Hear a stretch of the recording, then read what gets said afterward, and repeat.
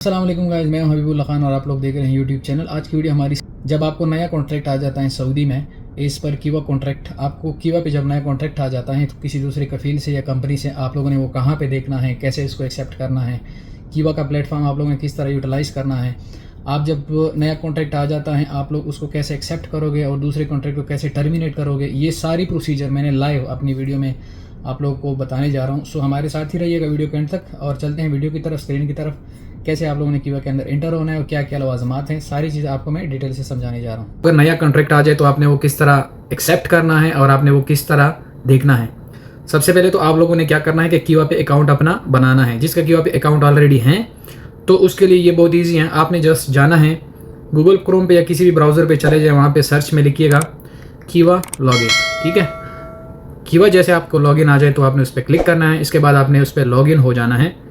Login आप दो तरीके से हो सकते हैं, या तो आपको अगर अपना कीवा का जो आपके इकामे का नंबर होता है वो डालना होता है और दूसरा जो है आपने पासवर्ड डालना होता है।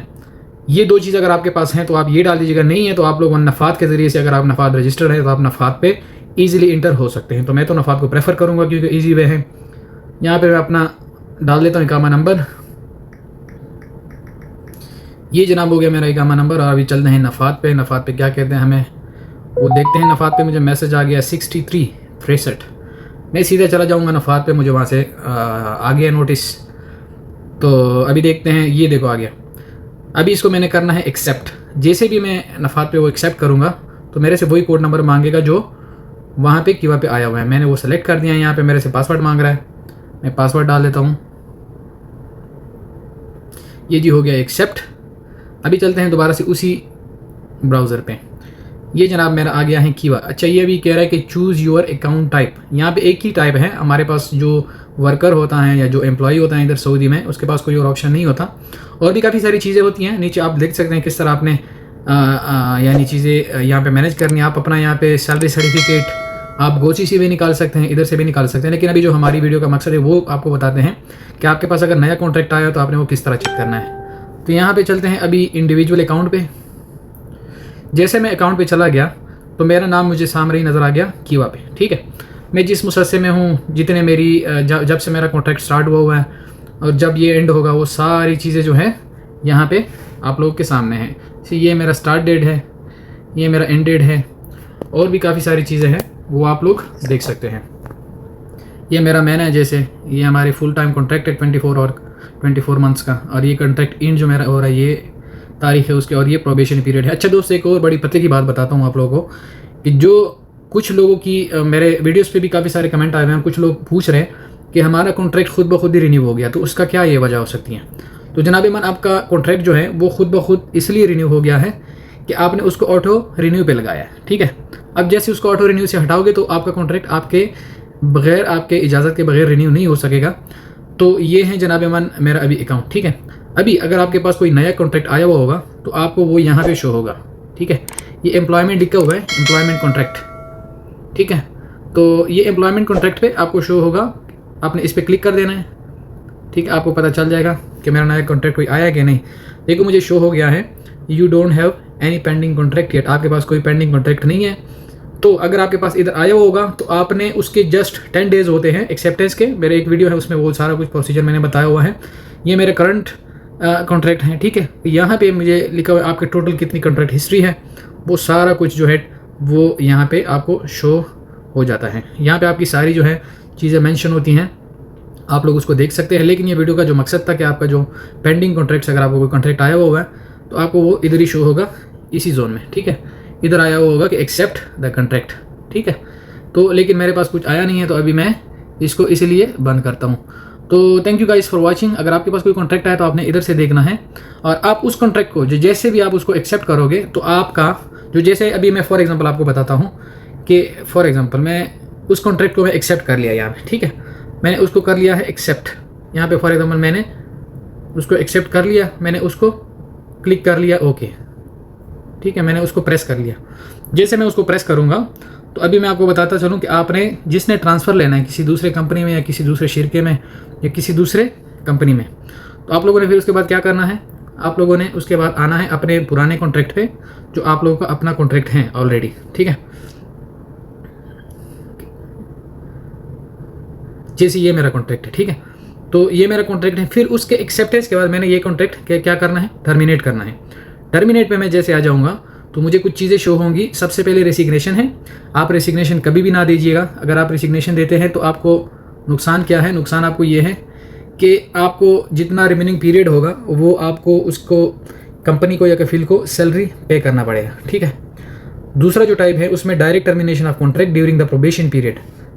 अगर आपकी प्रोबेशन पीरियड आप 3 महीनों के अंदर हैं तो एज पर आर्टिकल 53 आप लोग क्या कर सकते हैं, अपना कॉन्ट्रैक्ट टर्मिनेट कर सकते हैं और आप दूसरी जगह पे ट्रांसफ़र ले सकते हैं। तो अगर आप 3 महीने के अंदर हैं तो आप ये वाला कॉन्ट्रैक्ट इसी के ज़रिए से आप टर्मिनेट कर लीजिएगा, ठीक है। इसके बाद म्यूचुअल एग्रीमेंट होता है। आर्टिकल 74 कहता है कि अगर एम्प्लॉयर एंड एम्प्लॉय दोनों खुशी से आपस से जुदाई यानी ट्रांसफ़र लेना चाहते हैं और कंपनी या कफील उसको ट्रांसफ़र देना चाहते हैं तो आप लोग ईजिली ये वाला जो है ऑप्शन सेलेक्ट कर दीजिएगा और आप इसके ज़रिए से आर्टिकल 74 के ज़रिए से आप ले सकते हैं ट्रांसफ़र। लेकिन यहाँ पे जो नोटिस पीरियड होता है वो मिनिमम 30 डेज़ आपको रहना पड़ेगा, ठीक है। इसके बाद जो है termination of contract upon its expiration, ये सबसे जो है ना एक ऑप्शन है। अगर आपका कॉन्ट्रैक्ट ख़त्म होने जा रहा है तो आपने मिनिमम 3 महीने पहले कम से कम 90 डेज़ पहले आपने क्या करना है, अपना टर्मिनेशन कॉन्ट्रैक्ट उसको रेसिग्नेशन लेटर भेजना है। और ये वाला जो ऑप्शन है आपने इसको सेलेक्ट करना है उसके बाद, ठीक है।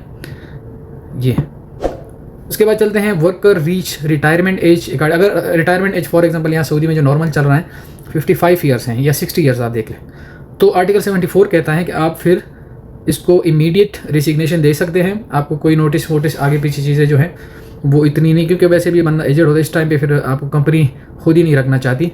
लेकिन अगर आप बहुत एक्सपीरियंस है और कंपनी के लिए बेनिफिशियल हैं तो कंपनी इस चीज़ को भी नहीं देखती कि ये बंदा रिटायर्ड हो गया या नहीं। लेकिन वैसे जो लॉ कहता है आप आर्टिकल 74 के मुताबिक इस कॉन्ट्रैक्ट से टर्मिनेट हो सकते हैं। इसके बाद आते हैं termination of contract without legitimate reason according to the, ये जो वो उन लोगों के लिए है, ये स्पेशली जुर्मानों के लिए बना है जो लोग कहते हैं कि मुझे लग जाए, ठीक है। तो आप फिर इसको सेलेक्ट कर लीजिएगा। ये आपके लिए बहुत ही नुकसानदेह है, आपको जुर्माना भी पड़ सकता है। आप कॉन्ट्रैक्ट का जितना रिमेनिंग पीरियड होगा वो आपने क्या करना है, उसकी हाफ सैलरी या फुल सैलरी आपने एम्प्लॉयर को दे देना है, ठीक है। यहाँ पे transfer of ownership individual establishment, ये शायद इसका आप लोग बहुत रेयर केस इस तरह आता है कि अगर एक कंपनी के 2 ओनर हैं और वो बंटवारा कर लेते हैं, 2 कंपनियां बना देते हैं। आप जिस कंपनी के कॉन्ट्रैक्ट पे हैं आप दूसरे कंपनी के उसके साथ जाना चाहते हैं जो इससे अलग हुआ उसका पार्टनर, तो आप इसको सेलेक्ट करके जा सकते हैं, ठीक है। इसके बाद है डेथ ऑफ एम्प्लॉयर, अल्लाह ना करे किसी की डेथ हो जाए इधर प्रदेश में, तो उसके लिए आप अपना कॉन्ट्रैक्ट इसी हिसाब से आप टर्मिनेट कर सकते हैं। ये जो लास्ट ऑप्शन है इस पे मैंने बहुत मेहनत की और बहुत सारी वीडियोस बनाई आप सारों के लिए। ये जो ऑप्शन है ये आप लोगों के लिए बेस्ट रहता है, ठीक है। बेस्ट कैसे रहता है, बेस्ट ऐसे रहता है कि इसमें तो एक चीज़ ये है कि नोटिस पीरियड कोई नहीं है, ठीक है। आप लोग इसको देख सकते हैं, एक तो नोटिस पीरियड नहीं है, दूसरा ये चीज़ है कि इस पर आर्टिकल 81 आपके साथ अगर कोई कंपनी या कोई कफील ज्यादती कर रहा है कि आपकी सैलरी आपको टाइम पे नहीं दे रहा है या कम दे रहा है, ये आपको जो कॉन्ट्रैक्ट में चीज़ें लिखी हुई है वो नहीं पूरी करके दे रहा, तो आप लोग डायरेक्ट ही इस पे, लेकिन आपने फिर भी डायरेक्ट टर्मिनेट नहीं करना, आपने पहले दूसरी जगह कफील या कंपनी से मंगवाना है तलब। यहाँ पे आपने, जैसे मैंने आपको अभी बता दिया कि आपके पास अगर कॉन्ट्रैक्ट आ जाए तो आपने वो किधर देखना है, ठीक है। आपने इधर देखना है, वो भी मैं आपको दोबारा से बता देता हूँ। योर करंट कॉन्ट्रैक्ट आप ऊपर देख सकते हैं, ये योर करंट, ये मेरा करंट कॉन्ट्रैक्ट है। ये नीचे इधर लिखा हुआ है कॉन्ट्रैक्ट हिस्ट्री। आप जैसे कॉन्ट्रैक्ट हिस्ट्री में चले जाते हैं तो आपके पास यहाँ पे कॉन्ट्रैक्ट आ जाएगा, ठीक है। आप इधर से वो कॉन्ट्रैक्ट नया वाला देख सकते हैं। वो एक्सेप्टेंस के बाद जैसे वो आप एक्सेप्ट कर लेते हैं, उसके बाद आपने क्या करना है, आपने चले जाना है इसकी टर्मिनेशन पे, ठीक है। आप जैसे टर्मिनेशन पे आ गए उसके बाद आपने क्या करना है, लास्ट पे आ जाना है और यहाँ पे आपने ये वाला जो ऑप्शन है ये सेलेक्ट करना है, ठीक है। ये जैसे आप सेलेक्ट कर लेते हैं तो आपकी कॉन्ट्रैक्ट टर्मिनेट हो जाती हैं और दूसरे पे ट्रांसफ़र हो जाती है, लेकिन इसके बीच कुछ दिन लगते हैं। बाकी जो लवाजमात होते हैं वो आपने अदा करने पड़ेंगे। तो ये थी आज की वीडियो, थोड़ी सी लंबी हो गई, लेकिन मतलब मकसद यही था वीडियो का कि आप लोग को समझ आ जाए। So thank you guys for watching and subscribing my channel. हमारे साथ ही रहिएगा और बहुत सारी चेंजेस आ रही हैं, इंशाल्लाह बेहतर होंगी, तो वो आप लोगों से शेयर करते जाएंगे। Thank you guys.